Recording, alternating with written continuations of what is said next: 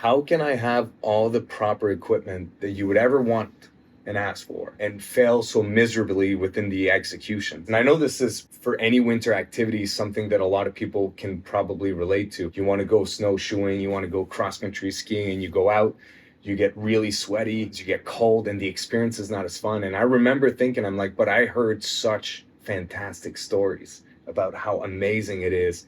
And I knew that there was something that I didn't understand. There was something that there was a piece of knowledge that was lacking in the execution. This place is on the map, the adventure map. Welcome to the Marty Morissette audio experience. Let's go. So I was asked today to just come out and hang out with you guys for the evening and kind of share a little bit of my experience about, and more specifically kind of talk about layering systems and how you guys can essentially prepare yourself for the winter so you can best enjoy winter activities and whatnot. And every time I talk about layering systems in general, there's a part of me that's like, that's the interesting part, but usually it is very much half of the equation to be successful out there in the wintertime. And today, what I want to share with you is kind of the magic part of the equation that very few people talk about. And hopefully you guys will be able to take this out on your own journeys as you explore more and more over with your winter activities. And I'm very excited to be here. So for everybody that doesn't know me, my name is Marty Morissette. Born and raised here in Gatineau across the river. And when I was 9 years old, I was extremely fortunate to meet someone in my life that had a very impactful, that was very impactful to me. He over my youth and even in adulthood became one of my a big role model of mine, but also my outdoor mentor. And a lot of why I'm here today comes from the moments that we used to spend when our parents were friends. Well, they're still friends, but at the time when they were closer together, we used to drive up to Quebec City during the March break to go downhill skiing and whatnot. And I remember just spending all that 5-hour drive with this 10-year-old, like this 19-year-old guy with me. And he would just share all of his crazy stories of the outdoors, from backpacking in the Adirondacks to whitewater kayaking down the Ottawa River here. And there's one thing that really poked my curiosity at the time, which was his insanity that he would go out and winter backpack in the Adirondacks. He would spend 2-3 days climbing mountains out there in the winter, everything on his back in the White Mountains. And that really kind of, those stories that he told me is really the genesis of me getting involved in the outdoor as a really young boy and being very fortunate to have that. So by the time I was 12, my dad could tell how much I just had such a big desire to go out. And he brought me out to the Adirondacks when I was 12 as a backpacking trip during the spring. And that changed my life. It was a fiasco. We failed miserably, but it was the beginning of what became an obsession and a passion of mine. And then 3 months later, I did my first whitewater canoe trip down the Noir River, which is just here in the Pontiac area. And again, that really changed my life and kind of sent me down a line of just wanting to continue to explore and try new things and really push my limits out there. So throughout my youth and all that, I had the opportunity with Guillaume, my mentor, to go out more. And I did a lot of whitewater kayaking on the Ottawa River, which is a big part of where my paddling kind of experience comes from. Because for me, it was always this: in the summertime, we paddle. In the wintertime, when I started winter backpacking, we go climb mountains, because we're so fortunate where we are that in the summertime, you have to take the advantage of the water. We have such beautiful waterways and interesting rivers, and it's been a real passion of mine. So by the time I made it to 18, I had done a lot of different things, but there's one thing I hadn't kind of given it a kick at the bucket for, and that was to go on a first real full-on winter backpacking trip, taking all my gear, going out.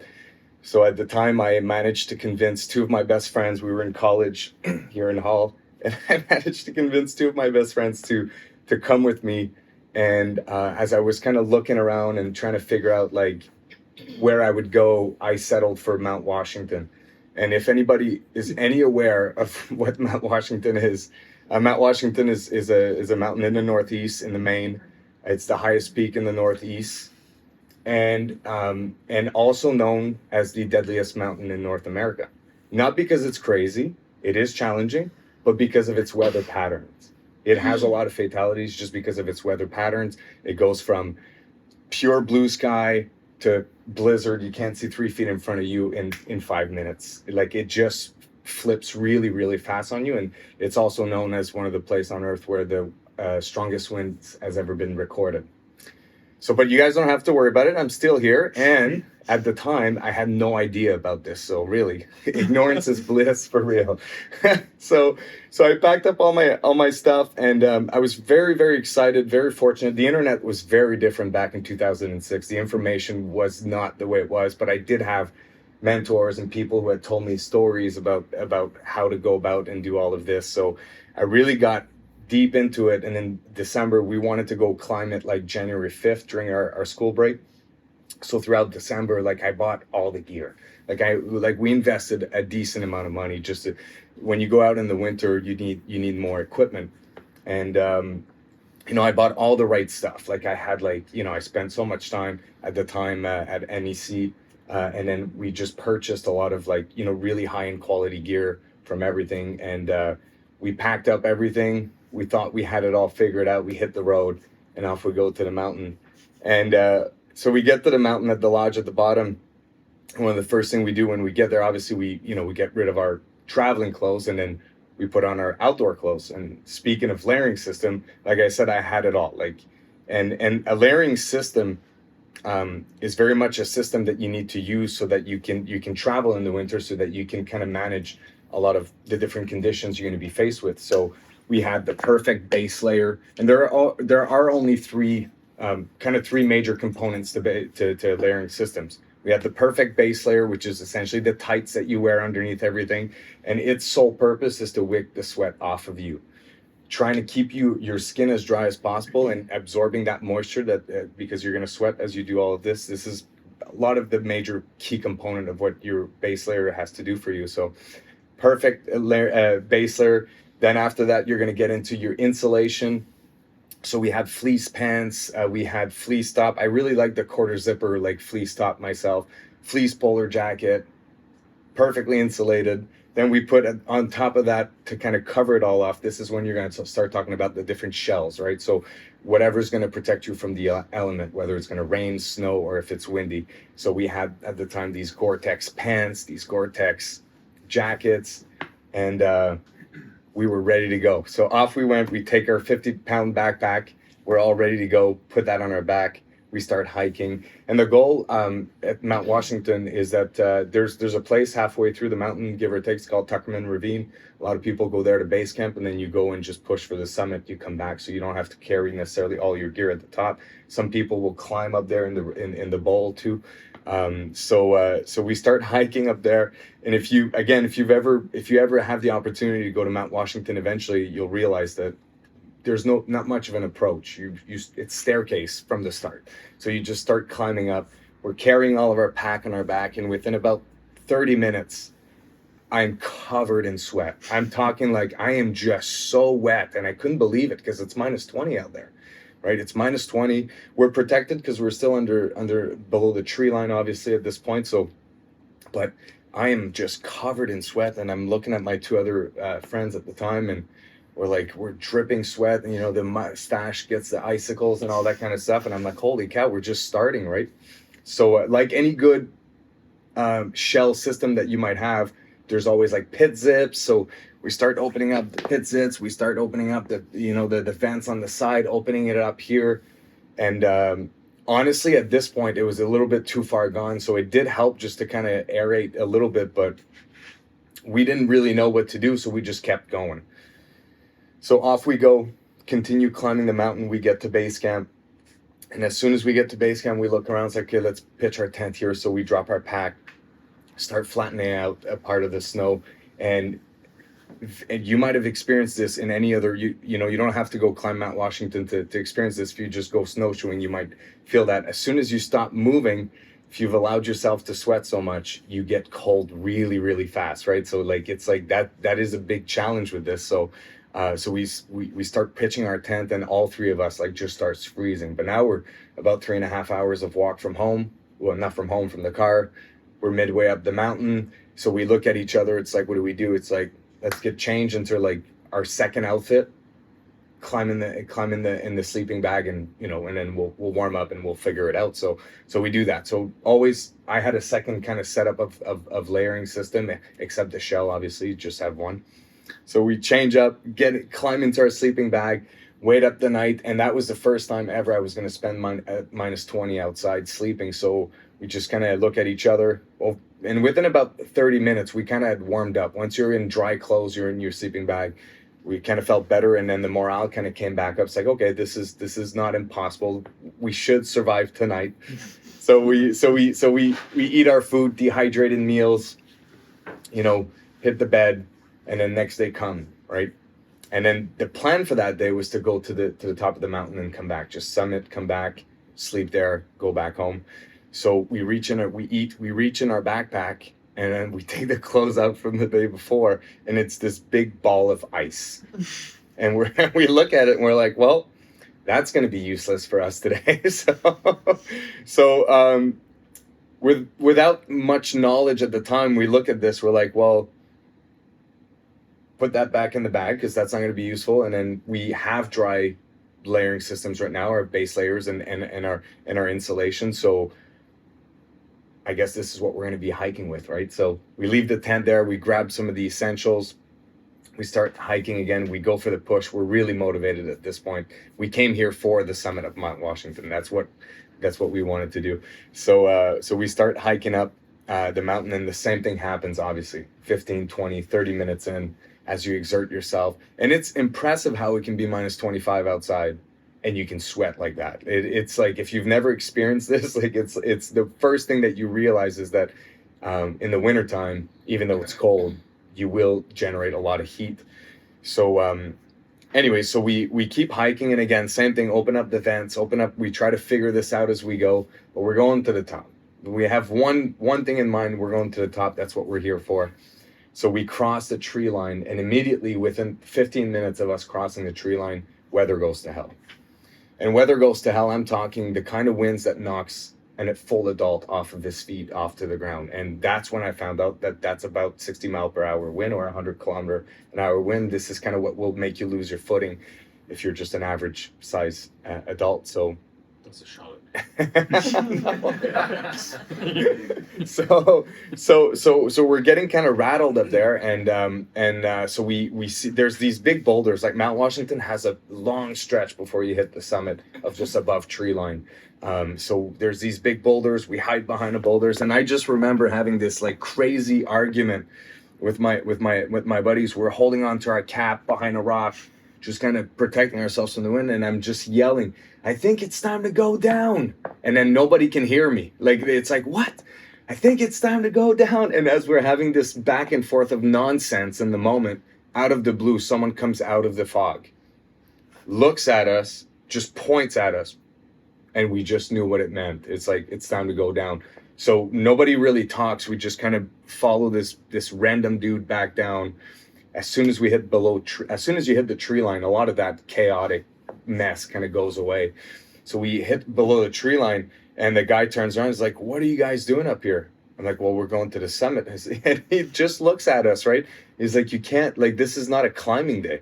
And I'm like, well, how so? He's like, well, and he starts educating us, and little did we know, because he was pretty upset because he was the ranger of the park, and he had ran after us because he had noticed that there was a tent there that had been left. He looked at the footsteps, and he obviously saw that we were going for it. And rightfully so, he was upset because, for him, it's a lot of putting his life at risk, and they never want to have to pick up any bodies off the mountain or people getting injured and all that. So it's prevention at all costs. So we didn't obviously argue or anything like that. It was obvious that we were out of our element. So we hike back down to the tent, and of course we get to the tent, and within 5 minutes of us stopping, we get the chills again, like these really dangerous kind of chills that you would talk about. that I was talking about earlier. So we get into our sleeping bag, but this time we're really wet because, you know, it was exerting to get up there. There's a little bit of anxiety and stress of what we had lived. We're wet in our sleeping bag, and we all look at each other. It's like, fuck it, we're going back to the car, man. So we just packed everything up, load up all of our stuff, bomb back to the car. And I remember being down there and thinking to myself, I'm like, how can I have all the proper equipment that you would ever want and ask for, and fail so miserably within the execution? And thinking about this, and I know this is more than likely for any winter activity, something that a lot of people can probably relate to. You want to go snowshoeing, you want to go cross-country skiing, and you go out, you get really sweaty, or whatever happens, you get cold, and the experience is not as fun. And I remember thinking, I'm like, but I heard such fantastic stories about how amazing it is. And I knew that there was something that I didn't understand. There was a piece of knowledge that was lacking in the execution. So to kind of finish before I jump in that piece of knowledge, before I finish with the execution of Mount Washington, we ended up getting a motel, trying all of our stuff for 2 days, just kind of recalibrating. And then there was another trail that leads to another ravine up on Mount Washington, and there's a climber's cabin there where you can pay, I think it was $5-10 a night at the time, and then there's a wood stove. So we did end up summiting Mount Washington that week by cheating by going up to the cabin, essentially getting a place with a stove so we could dry off in between. And we had realized during the week that the weather pattern in that moment in time that we were there is that noon was the time we had to be back below tree line. It just would go to hell every day at noon. This is when it would go to hell. So 3 a.m. comes around, and we hiked Mount Washington in the dark and got to witness sunrise at the top of Mount Washington. And that moment in time was just such a forever changing moment, to be able to look at the sun in the horizon rise in this like winter wonderland of peace at the top of Mount Washington, a rare time where, you know, it was still pretty windy, but it was just like, I just remember being up there. It's like, whatever it is that I'm missing, I have to figure it out. Like, it's like, I can't not be here again. So I came back down, I obviously got on whatever the internet was back in 2006 in the world of blogging and no YouTube and no social media very much, and started to research and talk a lot about with the people that I knew that had done this, so I could kind of gather the information. And what it became, what the piece of knowledge about winter activities, whether it's winter camping, backpacking, or any of the activities that not a lot of people I find talk enough about, is that the game for winter for winter activities is all about moisture management. And if you can leave here today with buying a bunch of clothes, okay, or not, but the point is, if you can leave here today and remember that moisture management is the game when you're out there in the wintertime for day trips or for overnight trips, and you tune and you start paying very close attention, because I'm going to start sharing very practical ways to deal with moisture management now. But the reality is that everybody reacts differently. Like my wife, I can't dress her enough to be warm. There's just not enough layers in the world that this works. For me, I can go running at minus 25 with a base layer, a very small amount of insulation, and I'm good to go. And that's the reality. Everybody will react differently in those environments. And the reason why people that love winter camping loves it so much, it's because it's hard. It's because it's an art. It requires a lot of attention, trial and error as you kind of progress through it, and as you can master it. And now you can go 3, 4, 5 days climbing mountains over and over, and then sustain that activity without putting yourself at risk or feeling cold. Because a lot of people look at me and they're like, how do you sleep at minus 30 outside? I'm like, it's not because I'm cold. I wouldn't do that if I'd be cold. Like, there's an art to it. There's a way to handle that. And moisture management is 100% the thing that you have to constantly be aware of when you're out on your daily activities. Again, whether you go just for a cross-country ski or run, or you go for a multi-day trip out in the mountains. And what that looks like, depending on, again, your body. I talked a lot about, I kind of went through the layering system, but earlier I said that the main purpose of your base layer is to wick the sweat off of your body. First of all, it keeps the chill off of you, and then the material in which those the layering systems is going to be made out of is going to be important. So, for example, some of the more common materials will be some kind of polyester blends, polyester fleece, polar fleece, or wool. Those are usually kind of the main material you're going to want to work with, because when they get wet, and they will get wet, it's inevitable that they're going to get wet. When they do, they retain their thermal properties to different degrees depending on which one, but they do. And so that's the number one thing. And then the idea is that moisture that you're going to create, it's more than just sweat as well. So yes, you're going to sweat out there, but your body's going to create a lot of heat. And when heat hits cold air, it condensates. That's why you create so much moisture when you're out in the wintertime. And that's usually what really gets people off trail, gets people not enjoying outdoor activities in the wintertime, because it's hard to manage. It's inevitable that you're going to get wet. But understanding that your layering system is designed so that it can help the moisture travel from your body to outside. Okay, it is designed for, that's why there's a layering system, and you putting on and removing layers as you go, depending on how wet you become throughout your activities, is how you handle that. And your body heat is what's going to dry stuff. I'm at a point now where I can hike all day long in all of my gear, and I'll be wet, I'll sweat, or condensation will be all over me, and then I'll get to camp. And because I can time manage properly my level of output for the amount of heat that I'll create, by the time it's time to go to bed, I don't even have to change clothes anymore. I'm dry. Like, I've managed to dry myself just by using my body heat. And really, there's not a whole lot of like hard lessons in there, other than putting your attention to that, so that you can start really paying attention as to how your body reacts into this.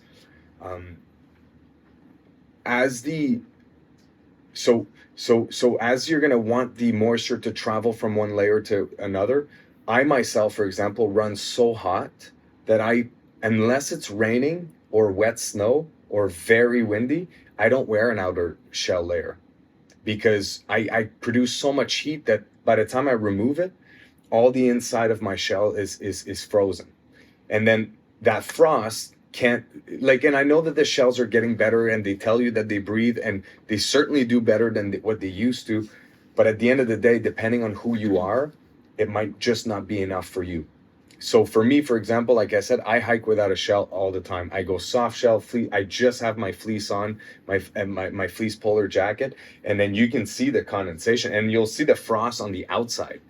But that it's better for it to be on the outside of a soft shell than stuck inside of a shell itself, like the whatever eco shell that we have here and all that, because that the heat that you're creating from your body will keep melting it, and will keep getting you even more wet as you create more moisture, and then you're stuck in that loop all the time.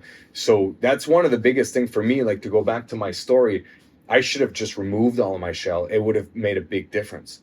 And then there's a timing to when you do your activities. For example, for it to be super practical for you guys here, if you're to go snowshoeing or cross-country skiing in the Gatineau Park, for example, you want to go eat at one of the cabins out there. It's a very common activity out here. If you've never done it, you should. We are so lucky to have that kind of infrastructure out there. It's phenomenal. I do it every Wednesday night with my kids and my wife. Super fun.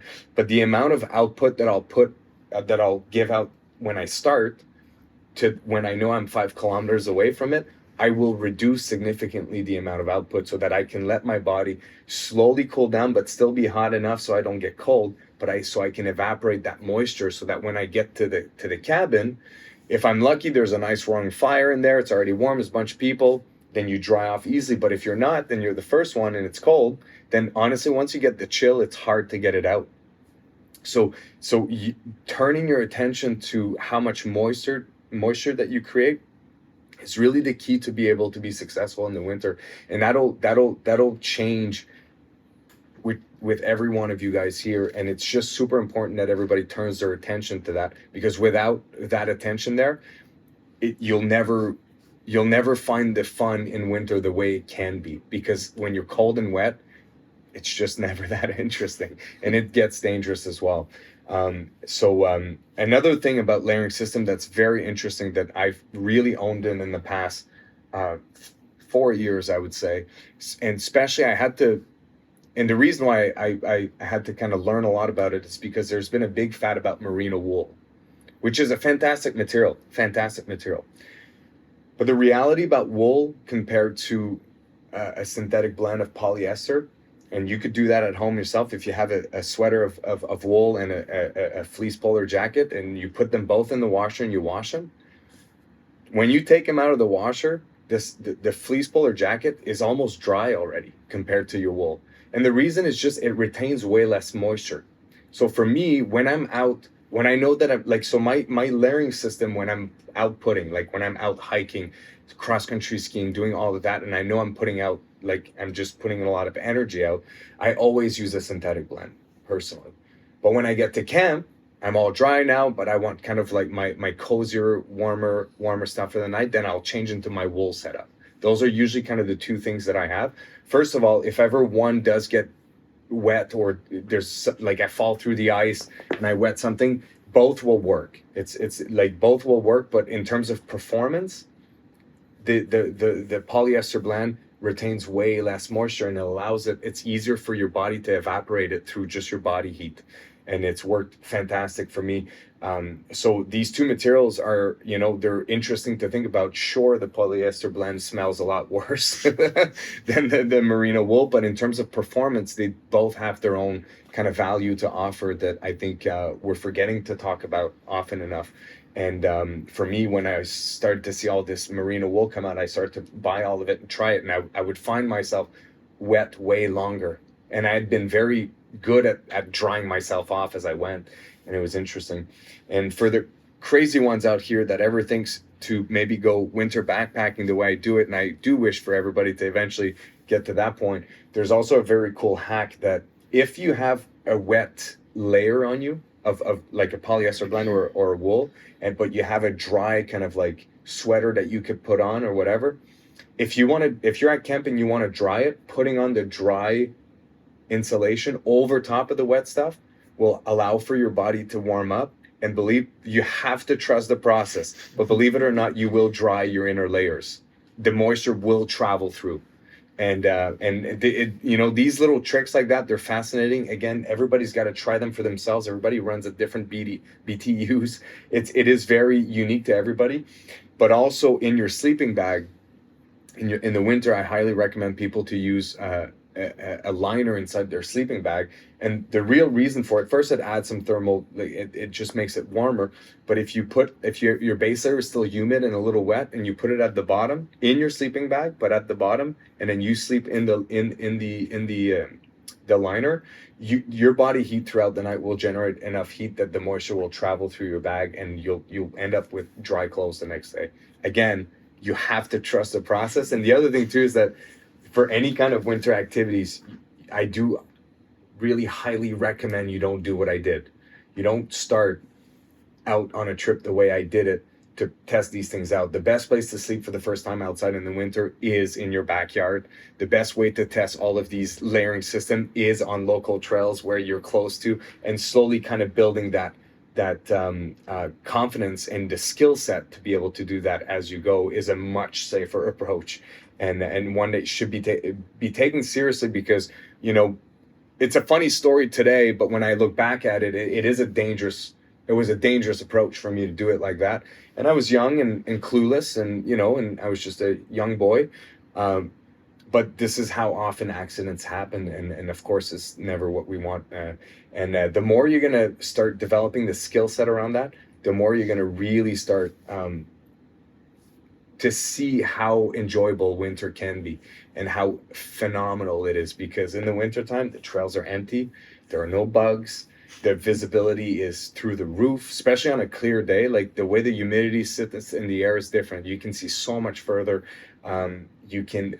There's no animals as well, right? Bear problems in the Northeast can be a bit of an issue when you go in the Adirondacks and all that, and that's annoying.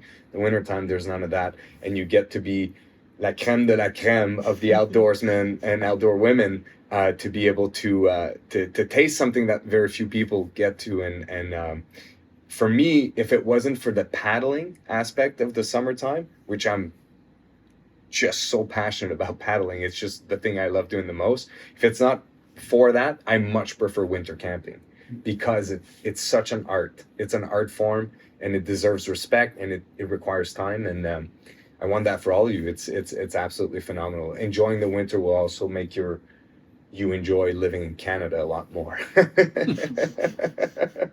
and not have to live for the summer season so much. So that's kind of a little bit of my story and what I wanted to share with you guys today. What I'd like to do at this point, if we have time, Jonah, is to open it up for Q&A so that you guys can, really go like, I want, if whatever questions you may have or challenges you might have found for yourself out there, a situation, if you have anything specific and you can go really selfish and specific like that for yourself, I would love to be able to provide a little bit of insight based on my experience. And if any one of you would like to take that opportunity, I would love to. Asking for a friend. So downhill skiing, like you said, with your shell, like I'll take my shell off, and it's like it's been raining, right? Like it's ridiculous. So I'll wear like a synthetic for all like high output, yeah, and then just wear like fleece, what have you. But then my shell, like I'm not cold, and I'm not, but like it'll be a Gore-Tex shell, so she breathe ish, but like I can take it off. Yeah. And it's drenched, like you were saying. Yeah. It's 100% drenched. So then I figured if I did the pit sips, that'll help. But then that almost made it worse because the cold air is just condensing. So I have little microclimates, right? Mm-hmm. But I'm like, if I don't wear the shell, just with the wind, like if you're going up in chairlift, yeah. So like there's another material, and I'd have to scout I'd have to scout the store exactly, but there is a soft shell version of a hard shell. Yeah. That I would highly recommend. If you run that hot, Yeah. that's what I do usually for my pants. I haven't worn like actual like shell pants in a decade because I found these pants with it's like the material is like threaded tightly so it does cut the wind and it's water resistant, but it just breathes way more than anything else. Yeah. Now if it's raining, it'll get drenched over time. Then you just have to face, then that's when you have to add the layer of the shell. But yeah, look into getting a soft shell. And like I said, we can look around, but they refer to them as soft shells, outer shells. And it's like a polyester that's weaved really tight. And when you touch it, it's like, I don't know, it has kind of that feeling, I don't know. And it breathes a lot better, but it's still water resistant. Yeah, that's what I would look into. Try something out like that. It's soaked. Like and the shell. It'll be out on the outside of the fleece, drenched, right? That's right. So it just can't move enough moisture out. That's the thing, right? Like all these hard shells, and they've gone leaps and bounds in the last 18 years. Like it's ridiculous how much better they are. But at the end of the day, if you run hot the way I do, you find yourself never wearing it, which is my case. Yeah. Anyone else? You mentioned some cabins up in the Gatineaus for hiking purposes. Oh, yeah. Is there a good resource now that the internet's much better than Yeah. So you go on the NCC website, Okay. Gatineau Park, and you go Gatineau Park Winter Trails. Okay.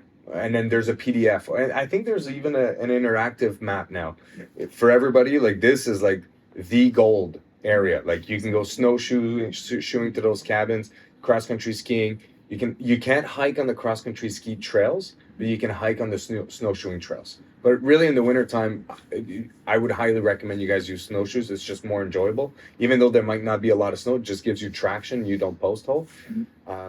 But yeah, it's super fun. Like there's about 12.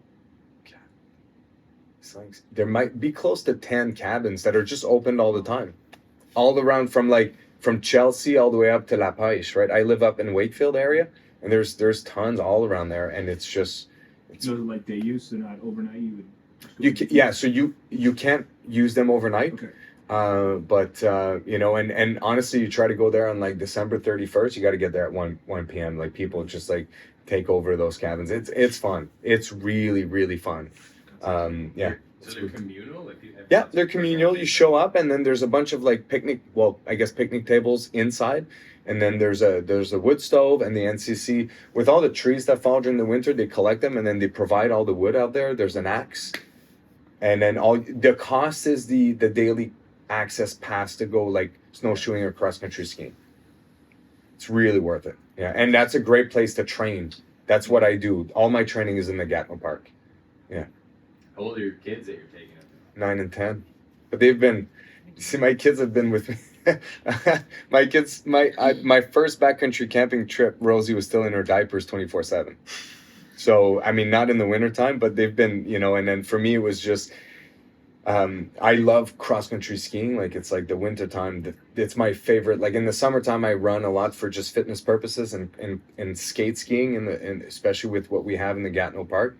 So at the time I bought a chariot, like a double chariot that you can replace the wheels for skis and there's a harness. So I pulled them forever in that, and then they graduated from that onto small skis, and they would hold, like standing behind the chariot, and then when they get bored, they'd go in there. Then they got really heavy, and then it was time for them to start skiing. So then I MacGyvered myself a harness with bungee cords behind me with like a PVC pipe that I passed through, so they have a handle, so they would like kind of cross country ski behind me or water ski behind me. So I pulled them up like that, and now I don't even bring that thing anymore because that. So we did, they've been out there with me forever. I just can't. I could not stop going when I had the kids, so I just found a way to bring the kids. And it's way better when they're 3, 4, by the way, than when they're 9 and 10. Other than the Gatineaus, like we're over in the West End, there's the Greenbelt there with some trails, but they're very flat. Other areas you would recommend to kind of train or practice? So the Greenbelt is awesome as well. It's just not maintained, I think, the same way, like in terms of like for the cross country ski trails. But nowadays, like, are you into cross country skiing or are you into hiking? Not dragging my kids. Yeah, but nowadays, like, it's been fascinating. There's been such a boom of cross country skiing in the area that we're starting to adopt a lot of the I don't know if the Swedish or the Finnish approach, where they take all the bike path and they like up there. You cross country ski to work in the wintertime, right? Like everyone out there skis. But they've started to do that along the river here. So they groomed the entire river all the way to Britannia Beach, all the way into town. And I think it's Dover Court that with the association that does this. So there's a lot of opportunities. Mooney's Bay does this. The Greenbelt, they'll do it. Western Clover, they run a whole ski program. Yeah, okay. And Fitzroy Harbor used to do it as well. They just had their own ski thing. So yeah, cross country skiing is awesome. It's such a perfect. The perfect sport to train in the wintertime and to practice getting better at all these winter tips I was talking about. For sure. Yeah. Speaking of those moisture management, like it sounds like it's a lot of trial and error experience. Yeah. Like how long would you, how many years did it maybe take you to like really get the hang of it? Or you get the hang of it after like, 5 or 6? Yeah, you get the hang of it pretty fast once you turn your attention to it. Does that make sense? It's one of those things that nobody ever talks about. Yeah. And it's like you go out and then you're wet. Now it's like too late, right? But nobody really talks about it. It's like, oh, you're supposed to remove layers and add them as you go, but it's not that. It's not always that easy, right? And then you'll understand how you run, how warm you run. I don't know. Like for me, honestly, like the week after I came back from Mount Washington that year, I was out in the Adirondacks trying the same thing and failed again miserably. So, I mean, I didn't learn, I didn't have no one to really, like, it was funny because I had so many mentors, but they were so good that they were just kind of giving me all the information, but I had a hard time, like, synthesizing it, I guess, at the time. But no, I think once you turn your attention to it, within a few seasons, you get really good at it. And yeah. Like, how do you keep pace, though? Because I find I'm like, I have to go slow, because if my output gets too much, that's right. Then the temperature just goes too high underneath, right? Then what I would like, it's just such a slog, just be like tiptoeing in the bush. No. So you don't want to friggin' from what I'm gathering, it seems like you and I probably run just as hot. You would be surprised at how little you need on your back to not get cold. Oh yeah, no, I do. So don't overly. So if all you have is a base layer and like a quarter zip fleece jacket. Yeah, like you can drench that all you want. Then you get to the place where you want to stop, add layers on top of it, like insulation layer, let your body heat dry it out. But if you spend an hour out there, you make a fire, by the time it's time to go, you'll be dry. You have to test it out for you, but like it's surprising. So yeah, so go with the least amount of layers on yourself. That's what I would suggest. Question about moisture management when it comes to your feet. Mm-hmm. So the hiking boots, the mountaineer boots, they do a great job to keep the No, they don't. water away. So But you have the same issue with your yeah, feet. I have a whole story, and I won't get into it. But I was in 6 years ago. I was in the Adirondacks, and I froze severely, frostbit 6 out of my 10 toes, and it lasted 8 months before I felt them again. And I slept on the top of that mountain that night, and they were coming back, but they were numb for 8 months, and that night was the worst night of my life up on the mountain. A few things. Circulation is everything in your feet. You can't have a boot that's too tight. You need to so if you're gonna layer in there, the same concept with like a base layer sock and then a wool sock on top of it, make sure of that. Depending on what you do, the biggest challenge with boots, and a lot of times I see that with just downhill skiers, is that when you run hot and you start sweating from your feet, that sweat, that moisture ends up in the insulation of the boot. And then the boot freezes, right? And then that's when people start having really cold feet. And that's a lot of what happened for me, especially if you spend overnights and your boot freezes overnight. It's impossible to warm them up. You have to resolve to going back to your good old grandma trick and take bread bags, put them in your boot underneath your insulation. So it's called vapor barrier. So essentially, if you put like a really, really thin sock of polyester blend of some sort as a base there, the bread bag or some kind of bag, they even sell like actual vapor barrier sock. And then you put your insulation, so your wool sock on top of it. First of all, most people think you would sweat like hell in there. Your body somehow regulates. You don't overly sweat. But what that does is it captures the moisture so it doesn't travel through your socks and your insulation. And this is how you manage to keep your boots from freezing in the wintertime. Or for me, because of my last injury, I've had to invest in really, really serious boots. And my boots, the inner comes out. So I just sleep with them in my sleeping bag and then they dry like that. But yeah, the bread bags is super underrated. The vapor barrier is a real thing. Yeah, it really is. Yeah. Any other questions? I'll be around anyways. I mean, we're hanging out here all night. I didn't have my coffee yet, so. So I think we'll open it up to Dante if you got stories to share. All right. Or information Thanks, to everybody. share. I'll just close it.